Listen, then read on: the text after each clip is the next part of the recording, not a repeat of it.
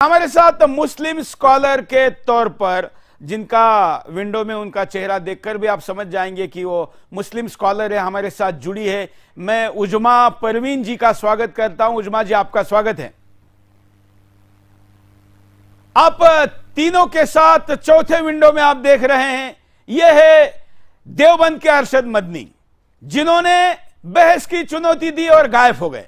तो हमने पहले एपिसोड से ही उनके लिए यह पुतला यहां पर बैठा के रखा है। जब वो आएंगे तो इसको उठाकर उनको वहां पर बिठाएंगे, वो लाइव में आ जाए या जैसे भी आ जाए, उनका कोई प्रतिनिधि आएगा तो भी ये विंडो हमने स्पेशली रिजर्व रखी है देवबंदियों के लिए जो बाकी बातें कर रहे हैं।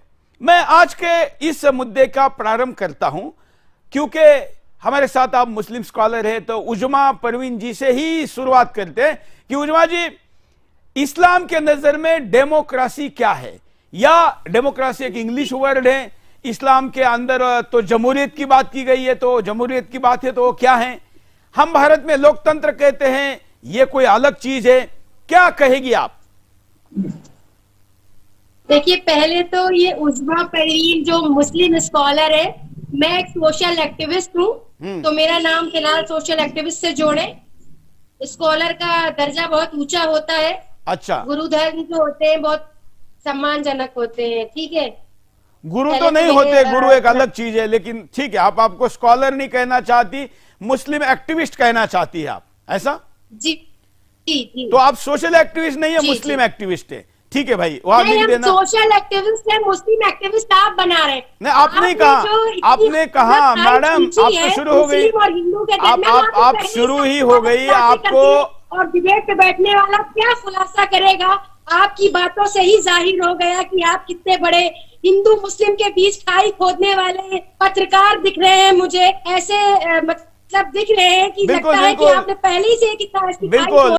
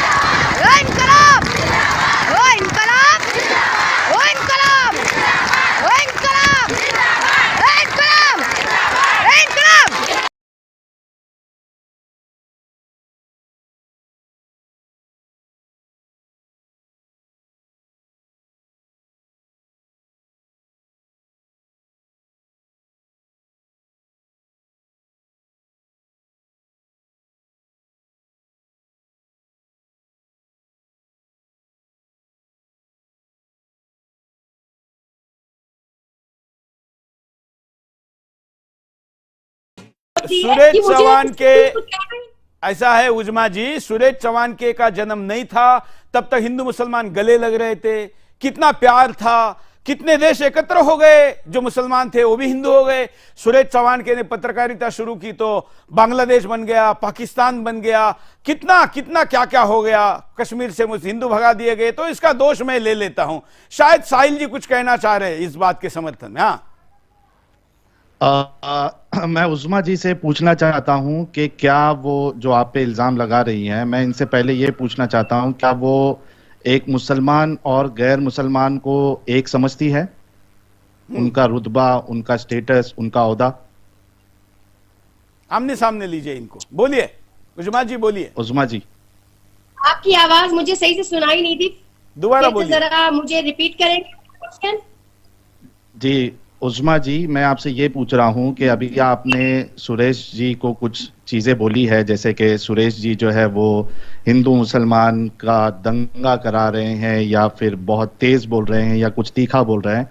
मेरा सवाल आपसे ये है कि क्या आप एक मुसलमान और गैर मुसलमान मुशरिक काफिर, क्या इनके दर्जे को एक समझती हैं आप? Common citizen, equal citizen? देखिए, संविधान जो हमारा है वो सबको संविधान बराबरी में का मैं अधिकार इस्लाम देता है हिंदुस्तान में। मैं इस्लाम आप लोग इस्लाम अगर इस्लाम की बात बार कर रहा हूँ। बार उसको उज़्मा जी, यूनाइट उज़्मा जी, करने के सॉरी, बजाय अलग अलग रास्तों की खाई उज़्मा खींचेंगे जी, तो पहले ही से आपने अलग कर दिया। और दीन, और रही बात एक बार, हिंदू उस्मा चाहे जी, दीन हो, चाहे इस्लाम हो, चाहे हिंदू हो, चाहे बौद्ध हो, चाहे क्रिश्चियन हो, सबको अपने मजहब को फॉलो करने का अधिकार हमारा संविधान देता है। तो आप बार बार इस उज़्मा जी, मैडम मैडम अरे मैडम, उज़्मा जी, एक मिनट आपके प्रश्न पे आने के पहले थोड़ा उनका समझा दें। हम तो आपको बुरखे के साथ अपने चैनल पर बैठने दे रहे, इससे ज्यादा आपको क्या चाहिए? अब आप इस विंडो में बैठ के नमाज पढ़ेगी तो नहीं पढ़ने दूंगा, लेकिन हाँ, इसलिए आपको जो पूछा जा रहा है उस पे बोलिए ना। कौन क्या खाए, कौन क्या पहने, कौन कहाँ जाए, ये संविधान इजाजत देता है। मैं अपना बुर्का ओढ़ूं, ये मुझे संविधान इजाजत देता है। आप मुझे इजाजत नहीं देंगे कि मैं बैठूं पहन के, या मैं अच्छा, अभी आप अभी प्रश्न का उत्तर दे, अभी आप प्रश्न का उत्तर दे। साहिल जी जो पूछ रहे हैं उसका उत्तर दीजिए बस। अच्छा, मैं फिर से इनसे पूछ लेता हूँ, इन्होंने अभी जवाब हमको दिया है हिंदुस्तान के संविधान के हिसाब से। मेरा इनसे सवाल है कि हिंदुस्तान का संविधान इनके लिए ऊपर या अल्लाह का कुरान इनके लिए ऊपर? जब आपको आपका संविधान इजाजत देता है अपने धर्म को फॉलो करने की, और हिंदू को धर्म फॉलो करने की इजाजत देता है, तो सब आजाद है इस देश में।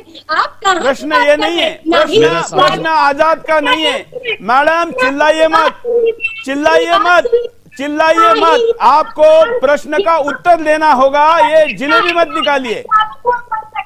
ये जमहूरियत है, ये लोकतंत्र है। अरे ये आप हमको मत सिखाइए। आप इतना कि अल्लाह के कुरान से ऊपर संविधान है। आप इसका जवाब है। ये कह दीजिए कि साहिल, क्या नाम है जो भी है, साहिल जी, इनको मेरा यही जवाब है। आप फिर ये मान रही है कि आपके लिए कुरान से ऊपर संविधान है, तो फिर कोई प्रॉब्लम नहीं है। आप एक बार बोल दीजिए सबके सामने कि जो हमारा कुरान कहता है वही कहीं ना कहीं संविधान भी है, तो हम दोनों को फॉलो करके चलते हैं, क्योंकि हम जमहूरियत के मुल्क में रहते हैं, ना ही हम इस्लामिक मुल्क में रहते हैं, ना ही हम हिंदुत्व मुल्क में रहते हैं। और इसको कोई हिंदुत्व बनाने की कोशिश करेगा तो ये भी सही नहीं है, कोई इसे इस्लामिक मुल्क बनाने की कोशिश करे तो ये भी सही नहीं है। हमें अपने दोनों रुख से चलना है। बाकी आप अपनी बात को रख सकते हैं। उज़्मा जी, इतना जज्बाती होना सेहत के लिए अच्छा नहीं होता। मैं जज्बाती नहीं हूँ, मुझे लग रहा है ना कि आप ऐसे जानबूझ के कंट्रोवर्सी करना चाह रहे हैं। की भी कोशिश करिए। ऐसे जवाब दूं, मैं ऐसे ही बोलती हूँ, मैं जज्बाती हूँ। आप कोई राखी सावंत तो है नहीं कि आपको कोई कंट्रोवर्सी हम करवा रहे हैं। आपसे हम क्यों कंट्रोवर्सी करेंगे? हम क्यों कंट्रोवर्सी कराएंगे? हमने आपको बड़े सम्मान के साथ बड़े सम्मान के साथ आपको बिठाया है। हमने इस शो की शोभा बढ़ाने के लिए आपको बिठाया है, हो हल्ला करके खराब करने के लिए नहीं बिठाया। अब शादी आप इस्लाम को रिप्रेजेंट कर रही है, आप इस्लाम को रिप्रेजेंट कर रही है। कमजोर होंगे तो देश कमजोर होगा। तो हमने, अरे भाई आप भाषण ही ज्यादा दे रही है। जज्बाती हो के आप भी ना बोला करें। मैं आपकी काफी आप भाषण ही नहीं दे रही है। आप सुनिए ना, पहली बार बैठी हूँ यहाँ। अच्छा, आप हवल्ला तो आप लोग ने मचा रखा है। अच्छा, ठीक है, मीडिया ने मचा रखा है। अच्छा, आपको हवल्ला हम लोग नहीं मचाते हैं। अच्छा, आपको अवसर दिया, ये हमने अच्छा किया कि बुरा किया? आपका शुक्रिया भाई। हाँ बस, धन्यवाद। अब इनको थोड़ा चुप करिए थोड़ी देर। अब मेरी बात सुन लीजिए। हाँ, मेरा पॉइंट बाकी है। अब इन्होंने कहा कि भाई हमारा कुरान जो है कहीं ना कहीं वही संविधान जो है या हिंदुस्तानी संविधान से मैच खाता है। जो पहला पॉइंट उन्होंने रेस किया कि हमारा संविधान जो है उसके नजदीक हिंदू, मुसलमान, सिख, ईसाई, जो भी आप, irrespective of what ever faith you follow, religion, आप एक बराबर है संविधान की नजर में। लेकिन क्या कुरान की नजर में बराबर है? तो आप देखिए सूरह बय्यिना, सूरह नंबर 98, इसकी आयत नंबर 23 है। क्या कहती है? सॉरी, हाँ, आयत नंबर 6 है। क्या कहती है? इन्नल्लज़ीना कफ़रू मिन अहलिल किताबि वल मुश्रिकीना फी नारि जहन्नम खालिदीना फीहा उलाइका हुम शर्रुल बरिया। आपका कुरान, आपका अल्लाह ये कह रहा है कि जो लोग काफिर है यानी अहले किताब और मुशरिक वो दोज़ख की आग में पड़ेंगे और हमेशा इसमें रहेंगे। ये लोग सब मखलूक से बदतर है। जो मुशरिक है, पॉलिटिस्ट है, अहले किताब है, यानी हिंदू, क्रिश्चियन, इसको आपका कुरान कहता है कि ये वर्स्ट ऑफ क्रिएचर है। आप कह रही है कि सब एक है, आपका अल्लाह कह रहा है ये वर्स्ट ऑफ क्रिएचर है, यानी सुअर से भी गया गुजरा है। तो अभी आप अल्लाह की बात मानेंगे? पढ़ा है, इसका मतलब आपको शरीयत, आप आधा कुरान पढ़कर आ गए, खाली वो आयतें पढ़कर आ गए जहाँ पर जो चीजें एक पर्टिकुलर लिखी गई। जब आपने या अय्युहन नासु नहीं पढ़ा है, लोगों के लिए, लोग, हाँ, इंसानियत, हमारा इस्लाम जो इंसानियत की तालीम देता है, उसमें ये नहीं कहता है कि कहाँ है मदद ना करो या ईसाई की मदद ना करो या सिख की मदद ना करो। अगर कहाँ है इंसानियत? आपका हिंदू भी है तो आपके ऊपर उतना ही फर्ज है जितना आपके लिए मुसलमान के लिए फर्ज है। आपने या हिंदू को तो जीने का हक ही नहीं है। नहीं पढ़ी, या अय्युहल लज़ीना इस्लामिक आप ये आयत पढ़ते हैं, इस्लामिक शरिया में हिंदू को तो जीने का हक ही नहीं है। पूरा कुरान पढ़ना चाहिए, आपको सही जानकारी नहीं है दीन के बारे में। इस आयत का रेफरेंस, तब आप बताएंगे। इस आयत का जवाब दे दीजिए, इस आयत का जवाब दे दीजिए। माशाल्लाह काफी अच्छी करेक्ट कर लेते हैं आप, तो आप थोड़ा सा पूरा कुरान मुकम्मल पढ़े, देखिए क्या बताया इस आयत का जवाब दे दे। इंसानियत, मैडम मोहतरमा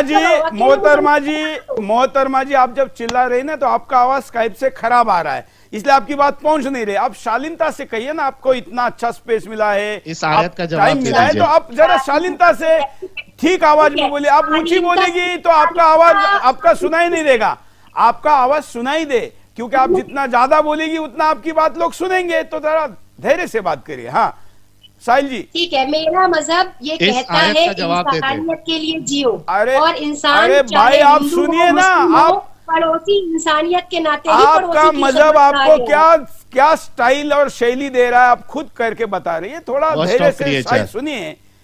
या एक शास्त्रार्थ हो रहा है टीवी चैनल पर, क्यों आप अपने संस्कारों को दिखा रही है? थोड़ा शांति से बैठिए ना, सुनिए। अच्छा, जब आप बैठ के सुदर्शन पे आप बंद करिए। अभी हमारे पास अन्य गेस्ट भी है, उनके पास चलते हैं, क्योंकि हम सभी को अवसर देना चाहते हैं। आप केवल अपना समय, दूसरे का समय नहीं खा सकते। मैं आपके पास पुनः आऊंगा, मेरे साथ दूसरे दो विद्वान हैं, उनके पास जाऊंगा। उसमें शफकत भारती, शफाकत जी, मुझे थोड़ा नाम लेने में दिक्कत हो रही है, लेकिन कोई बात नहीं। आप एक्स मुस्लिम हैं। जो साहिल जी ने प्रश्न किया, जो उत्तर इन्होंने दिया, ये तो प्रश्न हमारा मुख्य मुद्दा है कि इस्लाम में लोकतंत्र का क्या स्थान है। भारत में मुसलमान रहे बढ़ेंगे तो हिंदुस्तान होगा क्या? इसमें आपको ये बताना चाहूंगा कि मुझे गर्व है कि मैं एक भारतीय मुसलमान हूँ, मुझे गर्व है कि मैं एक भारतीय मुसलमान हूँ। और जहां तक साहिल भाई की बात का जवाब है, तो मैं उन्हें ये कहना चाहूंगा कि साहिल भाई ने या तो जो कुरान है उसको सही से नहीं पढ़ा है, और पढ़ा है तो मेरे ख्याल से अपने तरीके से पढ़ा है। अच्छा, आप मुस्लिम स्कॉलर, एक मिनट, मेरे से गलती हो गई। मैंने इनको एक्स मुस्लिम कहा क्योंकि इनके नाम में भारती था, तो मुझे लगा कि भारती लगा है तो शायद ये एक्स मुस्लिम हो गए, लेकिन ये मुस्लिम स्कॉलर है। कोई बात नहीं, आपका स्वागत है। अब हमारे पास बैलेंस है, एक एक्स मुस्लिम और संदीपन जी है, और इधर में शफाकत जी और उधर मोहतरमा जी है। हाँ, अब अभी कंटिन्यू करिए शफाकत जी। हाँ जी सर, मैं कहना चाह रहा हूँ, आपका जो टॉपिक है जमहूरियत और जमहूरियत का लोकतंत्र और शरीयत। देखिए, जो इस्लामिक देश है, शरीयत का अपना कानून है, वो शरीयत के एतबार से अपने सारे काम करते हैं। और हम एक हिंदुस्तान जो कि एक संवैधानिक मुल्क है, हम संविधान के दायरे में रहकर अपने काम करते हैं। यहाँ भारतीय मुसलमान कानून का अनुपालन करते हुए अपने कार्य करते हैं। हमें संविधान ने इजाजत दी है कि हम अपने सभी त्योहार, सभी अपनी जो हमारी मजहबी क्रियाएं हैं, हम उनको पूरा कर सके। ये हमारा अधिकार हमें संविधान ने दिया है, और भारतीय मुसलमान भारत के संविधान में पूरा मान सम्मान। शफाकत जी, भारत के संविधान ने आपको क्या दिया, ये प्रश्न नहीं है जो साहिल जी ने पूछा। साहिल जी जरा इनको वही प्रश्न पूछे, शायद ये थोड़ा जवाब दे पाए। साहिल जी। अच्छा, मैं आपसे ये पूछ रहा हूँ शफाकत भाई कि ये जो आपका अल्लाह कह रहा है कि जो गैर मुस्लिम है, मुशरिक है, जिसमें हिंदू, सिख, ईसाई सब आ जाते हैं, या अहले किताब में ईसाई, यहूदी सब आ जाते हैं, आपका अल्लाह इनको वर्स्ट ऑफ क्रिएचर कह रहा है। और इसके साथ साथ मैं और एक आयत का आपको हवाला दे देता हूँ, सूरे तौबा की आयत नंबर 27 है 28। इसमें आपका अल्लाह कहता है या अय्युहल्लज़ीना आमनू इन्नमल मुशरिकूना नजस, या अय्युहल्लज़ीना आमनू इन्नमल मुशरिकूना नजस। मोमिनो, मुशरिक तो पलीद है, इम्प्योर है, नापाक है। तो दो हवाले मैंने आपको दिए हैं कुरान के मुंह से। मैंने नहीं भाई, कुरान में लिखा है। आयत दिखा दीजिए। आप मेरी बात सुन लीजिए, मैं कहना चाह रहा हूँ, देखिए सूरह तौबा सूरह नंबर 9 आयत नंबर 28। अल्लाह जो है, अल्लाह ने पूरी कायनात के लिए रब्बुल आलमीन बनकर आए हैं। उन्होंने अपना जो संदेश वाहक भेजे हैं वो पूरी तो रब्बुल आलमीन तो मुशरिकों को हमेशा हमेशा जहन्नम में जलाने की बात करता है। रब्बुल आलमीन आपका मुशरिकों को जहन्नम में जलाने की बात करता है। मुशरिकों से दोस्ती नहीं करो करके बोलता है। मुशरिकों को नापाक पलीत कहता है, इम्प्योर कहता है, मुशरिकों को वर्स्ट ऑफ क्रिएचर कहता है। इसका क्या जवाब दे? हमको देश से नहीं, हमको इस्लाम से जवाब चाहिए। है कि जिस देश में आप रहते हैं उस देश के कानून को फॉलो करते हुए अपने देश के हित के लिए कार्य करें। देखिए, आप जो बात कर रहे हैं वो अलग विषय है। जहाँ आज की जो डिबेट थी वो एक अलग विषय बता दे।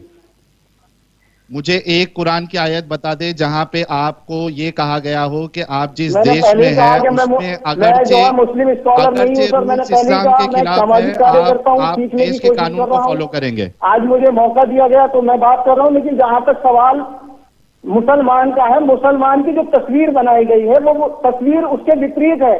देखिए, नाम मुस्लिम रखने से चलिए एक मिनट में थोड़ी क्लैरिटी करूं शो में। यहां पर मुस्लिम सोशल एक्टिविस्ट ऐसा कोई स्थान नहीं है। अगर आप इस्लाम के जानकार है तो डिबेट में कंटिन्यू करिए। अगर आप कुरान को कोट करके बोल नहीं सकते तो आप क्वाइट कर सकते, आप इस शो छोड़ सकते, क्योंकि शो पूर्णतः कुरान के आधार पर है। आपका जुड़ने के लिए बहुत बहुत धन्यवाद। आप जा सकते हैं, क्योंकि मैं कोई मिसकंसेप्शन इस्लाम के बारे में फैलाना भी नहीं चाहता और मीठी मीठी गोल गोल बातें करके वास्तव को झुठलाना भी नहीं देना चाहता। मैं मैडम को भी उज्जमा जी को ये पूछता हूं कि क्या आप क्वेश्चन पर रखा जाए? नहीं, आप ये इस्लाम के या कुरान को कोट करके आयत बोलकर उत्तर देंगी? शायद इन्हें कुलिया अय्युहल काफिरून वाली आयत नहीं पता है, कभी आधी आयतें पढ़कर आते हैं। सब पता है तो चलिए आपको जो आयत पता है, आपको जो इस्लाम शरीयत कभी जबरदस्ती नहीं करता। आपको मैंने ये पूछा कि आप इस्लाम आप लोगों को आधी जानकारी लेकर चलिए आप सुनती तो है नहीं। अरे भाई, आप बोले उस आयत पे वो बात करने के लिए तैयार है। आप आयत पर बात करेगी तो शो में रुकिए। पूरा इंडिया देख रहा है आपके चैनल के संस्कार। चलिए, धन्यवाद आप दोनों का जुड़ने के लिए। आपका दोनों का धन्यवाद, क्योंकि हम सामाजिक कार्यकर्ता के रूप में चर्चा नहीं करना चाहते। हम बड़ी क्लैरिटी के साथ ये करना चाहते हैं कि जो इस्लाम पर चर्चा है, मतलब कुरान पर चर्चा करना चाहता है, इस्लाम में क्या कहा गया है उस पर शास्त्रार्थ करना चाहता है, और हमारे साथ जुड़े, बात को आगे बढ़े। अब मैं संदीपन जी के पास आता हूं। संदीपन जी, आप अभी इस विषय पर आइए। अब दोनों को मैं अभी समय दूंगा, आप चर्चा करिए। संदीपन जी। जी, मैं तो ये हवाले के साथ ही बात करता हूं। और ये जो मैडम जी कह रही है हमारे यहाँ जमहूरियत है, ये है वो है, तो आइए देखते हैं जमहूरियत का किस तरीके से सम्मान कुरान ने किया है। सूरह अनफाल आयत नंबर 39 को देखिए। तो सूरह अनफाल आयत नंबर 39 में अल्लाह तबारक व तआला जिक्र फरमाते हैं, वक़ातिलुहुम हत्ता ला तकून फितनतु व यकून अद-दीनु कुल्लहु लिल्लाह, कि जब तक अल्लाह का दीन, जब तक अल्लाह का जो निजाम है पूरी दुनिया में फैल ना जावे, काफिरों को जहां पाओ वही कत्ल करो। जब तक अल्लाह का दीन फैल ना जाए दुनिया में, काफिरों को जहां पाओ वही कत्ल करो। देखिए कितना अच्छा डेमोक्रेसी है ना। आइए चलिए और भी देख दी। यहाँ है कि अफा हुक्मुल जाहिलियती यबगून वमन अहसनु मिनल्लाहि हुक्मुल लिकौमी युक़िनून। अब क्या वे अज्ञान का फैसला चाहते हैं? कि क्या वो इस्लाम, वो अज्ञान कहते, यानी काफिरों को अज्ञानी कहते, कि क्या मुसलमानों को ये पूछा जा रहा है कि क्या तुम अज्ञानियों का फैसला चाहते हो जिनमें कोई ज्ञान नहीं है? तो विश्वास करने वाले लोगों के लिए अच्छा फैसला करने वाला कौन हो सकता है? यहां बताया गया है कि विश्वास करने वालों के लिए अल्लाह ही सबसे अच्छा फैसला करने वाला है। तो इससे ये साबित करना चाहते हैं, इस आयत से ये इस्तदलाल करते हैं, इस आयत से ये लोग ये मसला निकालते हैं कि जो फैसला होगा, जो निजाम होगा दुनिया का, वो अल्लाह का ही निजाम होगा। और देखिए कि सही बुखारी 71426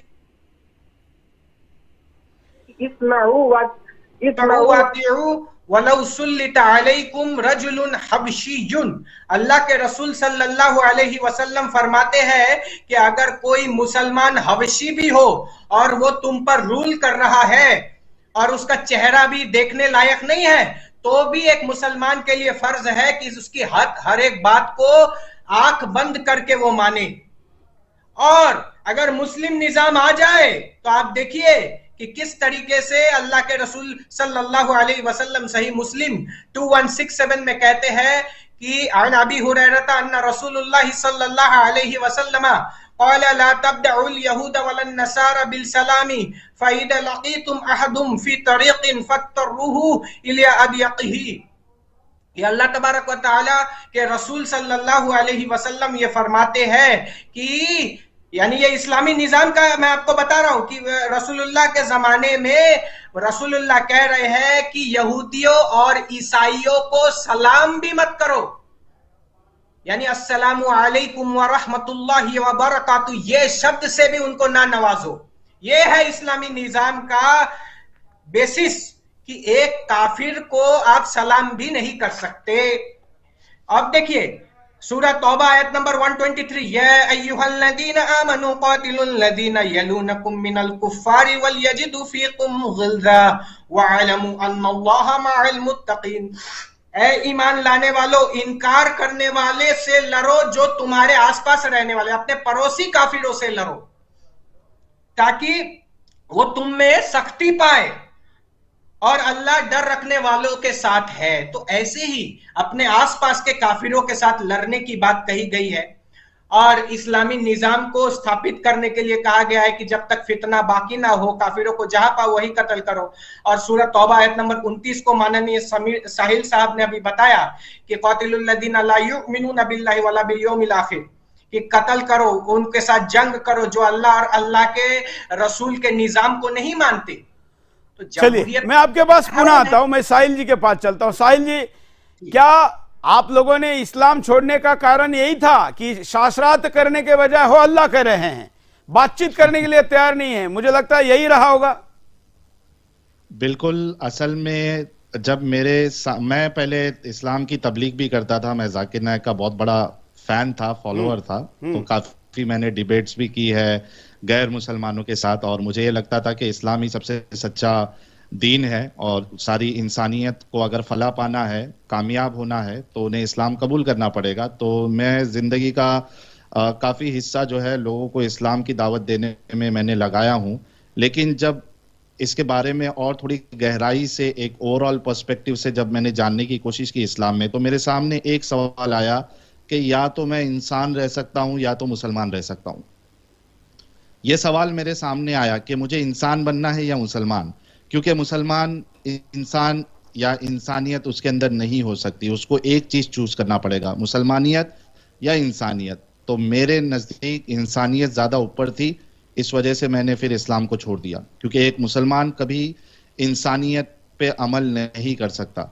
अच्छा, ये जो मोहतरमा बैठी थी, इन्होंने एक आयत का हवाला दिया, चूंकि आपके चैनल पे वो आयत आ गई है, रिकॉर्ड हो गई है, तो लोगों को, खास करके जो हमारे मुसलमान भाई है, मैं उनसे अभी भी मोहब्बत करता हूं क्योंकि मेरे लिए वो अजीज है।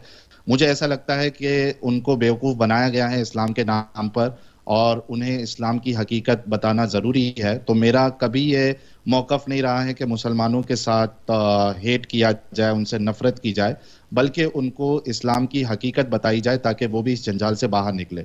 तो चूंकि उन्होंने एक कुरान की आयत का हवाला दिया है सूरह काफिरून का, तो मैं समझता हूं कि आपके इस न्यूज़ चैनल के माध्यम से आधी अधूरी बात नहीं जाना चाहिए, एक कंफ्यूजन नहीं होना चाहिए। उन्होंने सूरह काफिरून की बात की जिसमें अल्लाह कहता है, जो उन्होंने कोट किया, और हिंदुस्तान के अक्सर जो मौलवी हजरात आप बुलाएंगे अपने चैनल्स पे या बाकी कोई भी चैनल्स पे, उनके पास ये 2-3 आयत ही होती है जहां से वो सोचते हैं कि हम बच जाएंगे, लेकिन नहीं बच सकते।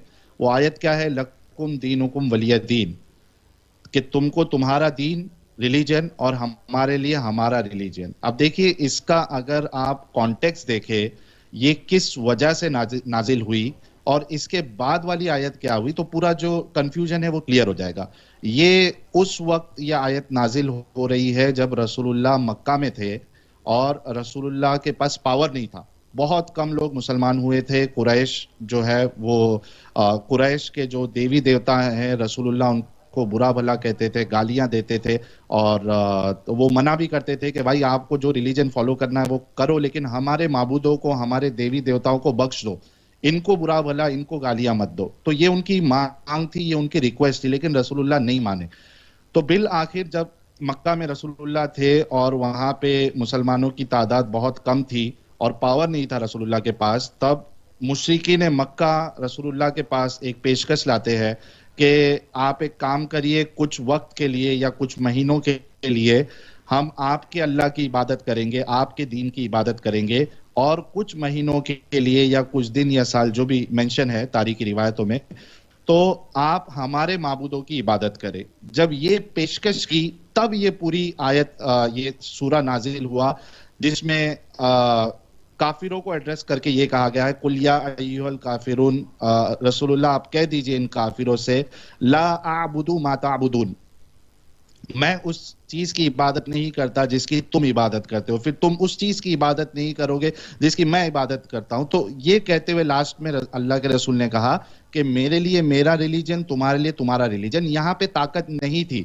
यहां पे अल्लाह ने ऑप्शन दिया कि आप अपने रिलीजन को फॉलो कर सकते हो। लेकिन जैसे ही रसूलुल्लाह मदीना हिजरत किए, माइग्रेशन हुआ उनका, वहां से सपोर्ट मिला अंसार का, तो सबसे पहली कुरान की जो जिहाद की आयत है, जो अभी संदीपन भाई ने भी आपके सामने बताई है, वो नाजिल हुई। उसमें क्या है, उसमें देखिए, एक मिनट रुकिए, ये स्क्रीन थोड़ा मैं यहां कर देता हूं। सूरह अनफाल, सूरह नंबर 8 आयत नंबर 39 क्या कहती है, वक़ातिलूहुम हत्ता ला तकून फितनतुन व यकून अद-दीनु कुल्लुहु लिल्लाह फ़इन इंतहू फ़इन्नल्लाह बिमा यअमलून बसीर।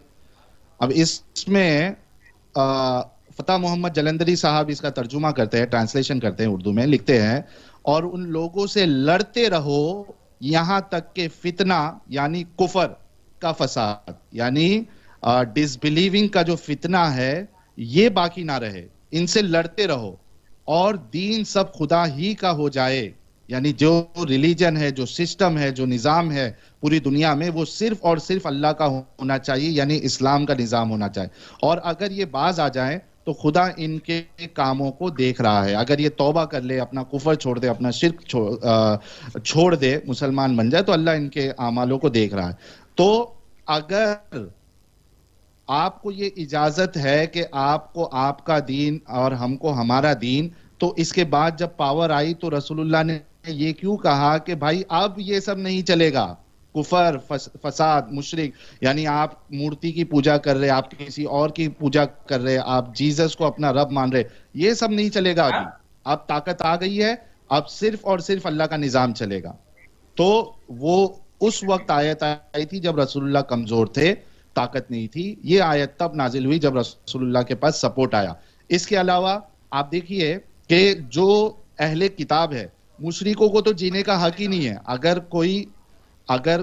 कोई इस्लामिक हुकूमत, खलीफा, अगर कोई मुशरिक देश पे अटैक कर दे, जैसे हिंदुस्तान में कई सारे मूर्ति पूजक है, मैं उसको इस्लामिक टर्म में बोल रहा हूं, अगर उसको हम रिलीजन से जोड़े तो हिंदू है, जो भी मूर्ति पूजा करता है, तो इस्लाम ने तो मूर्ति पूजक को जीने का हक ही नहीं रखा है। अगर वो हमला करते हैं तो मूर्ति पूजक जितने मर्द है उनको तो मार दिया जाएगा, उनकी औरतों को, उनके बच्चों को स्लेव्स बना लिया जाएगा, फिर उन औरतों के साथ सेक्स करना भी अलाउड, उन औरतों को बेचना भी अलाउड। ये इस्लामिक निजाम अगर आ जाता है। हाँ, जो अहले किताब है, जो ज्यूज है, जो क्रिश्चियन है, या फिर जो जोरास्ट्रियन है, ये तीन जो ऑप्शन है, इनके पास एक ऑप्शन दिया गया है कि अगर आप इनसे जंग करते हो, इन पे अटैक करते हो और ये हार जाते हैं, तो इनसे गुंडा टैक्स लिया जाएगा, हफ्ता वसूली की जाएगी इनकी जान को छोड़ने के बजाय। तो इनको मारा नहीं जाएगा ज्यूज और क्रिश्चियंस लोगों को या जोरास्ट्रियन को, बल्कि इनसे गुंडा टैक्स लिया जाएगा और वो जलील होके ये टैक्स देंगे कि भाई हमने तुमको छोड़ दिया। ये सूरह तौबा सूरह नंबर 9 आयत नंबर 29। तो किसी का ये कहना कि लकुम दीनुकुम वलिया दीन ला इकराह फिद्दीन, ये बिल्कुल यानी एक धोखा देने के बराबर है, क्योंकि जो असल इस्लाम है वो ये है कि सिर्फ और सिर्फ दीन अल्लाह का होगा। इसके अलावा आप देखिए कि अगर इस्लामिक निज़ाम आ जाए, शरीयत आ जाए किसी देश में या हमारे हिंदुस्तान में, तो चोर के हाथ काट दिए जाएंगे। जो आउट ऑफ मैरिज अगर शादीशुदा है, अगर वो आउट ऑफ मैरिज किसी के साथ रिलेशन रखता है, सेक्स करता है, तो उसको आधा जमीन में गाड़ के, उसको भी, उस औरत को भी जमीन में गाड़ के पत्थरों से मार के उनको मार दिया जाएगा। ये इस्लाम है, ये उसके अंदर इंसानियत है, ये उसके ऐसे कानून है। और इसके बाद जो, अगर सिर्फ इतना ही नहीं, आप एक बहुत अच्छे इंसान हैं, आपने सिर्फ इस्लाम छोड़ दिया, अगर इस्लामिक शरीयत है तो रसूलुल्लाह ने कहा है कि जो दीन छोड़ दे, जो इस्लाम छोड़ दे, उनको भी कत्ल कर दो। यानी अगर इंडिया, हिंदुस्तान में, हमारे भारत में अगर इस्लाम का निज़ाम आ जाता है तो हम जैसे लोगों को तो जीने का भी हक नहीं है, हमें तो मार दिया जाएगा। तो क्या हमारे मुसलमान भाई ये वाला इस्लाम, इतना दरिंदगी वाला इस्लाम हमारे देश में चाहते हैं? ये इनको फैसला करना है। मैंने जितनी भी बातें बताई है ये सारी की सारी कुरान और हदीस के रोशनी में बताई है, मैंने हवाला भी दिया है। और इसके साथ साथ जो मोहतरमा अभी बैठी थी सोशल एक्टिविस्ट बनके, इनसे मुझे ये पूछना था कि आपके रसूलुल्लाह ने आपको कम अकल कहा है, आपको कम अकल कहा है, डिफिशिएंट इन इंटेलिजेंस कहा है, आपकी मतलब आप क्या कहना चाहते हैं? मतलब आपका क्या कहना है कि महिलाओं के लिए कुछ कहा है? हाँ बिल्कुल, क्या क्या कहा है? महिलाओं के लिए रसूलुल्लाह ने कहा है कि ये जो महिलाएं होती है ये कम अकल होती है, इनकी अकल नाकिस होती है, डिफिशिएंट है ये नॉलेज में, और इनकी गवाही भी आती है। मतलब अगर एक गवाही देनी है तो 2 महिला चाहिए, एक नहीं चलेगी? एक मर्द, और अगर दूसरा मर्द अवेलेबल नहीं है तो 2 महिला चाहिए आपको, एक से काम नहीं बनेगा। मतलब हमने किसी मुस्लिम महिला को डिबेट में लेना भी गैर इस्लामिक है क्या? 2 लेके आना चाहिए आपको। अच्छा, 2 चाहिए तब एक आना चाहिए ताकि अच्छा। और इसके अलावा आप देखिए कि इस्लाम के अंदर ये जो महिला बैठी है, आई थी अभी, मुझे इनसे पूछना है कि अगर ये शादीशुदा है तो क्या ये अपने शौहर को सेक्स के लिए मना कर सकती है? अगरचे वो किचन में रोटियां बना रही है, अगर उसके शौहर के अंदर अगर गर्मी चढ़ी है और उसे सेक्स करना है तो क्या ये मना कर सकती है? और अगर वो मना करती है तो आपके रसूलुल्लाह कहते हैं कि फरिश्ते और अल्लाह रात भर लानत भेजते रहते हैं ऐसी औरत पे जो शौहर को मना कर दे। शायद ऐसा भी कुछ कहा गया है कि आप पेट से भी हो और कितवा महीना चल रहा है, ऐसा कुछ है? वो जर्जी साहब ने इसी जो हदीस थी कि आप ऊंटनी पे भी बैठी है और आपका शौहर आपसे हमबिस्तरी करना चाहता है, अपनी आग को बुझाना चाहता है, तो आप उसको मना नहीं कर सकती। और उन्होंने ये हवाला दिया था कि उस जमाने में ऊंटनी पे बिठाकर डिलीवरी की जाती थी। तो इससे उन्होंने रिलेट किया था कि अगर आप डिलीवरी वाले स्टेज में भी है, यानी आपका बच्चा अभी डिलीवर आप करने वाली है, लेकिन आपका शौहर बहुत जंगली है, उसको भूख लगी है, तो आप मना नहीं कर सकती। तो ये तो करोड़ों लोगों ने वो बयान सुना है मौलाना जर्जिस साहब का, वो जो अभी जेल में बंद है। वो जेल में है वही जर्जिस ना? जी जी हाँ।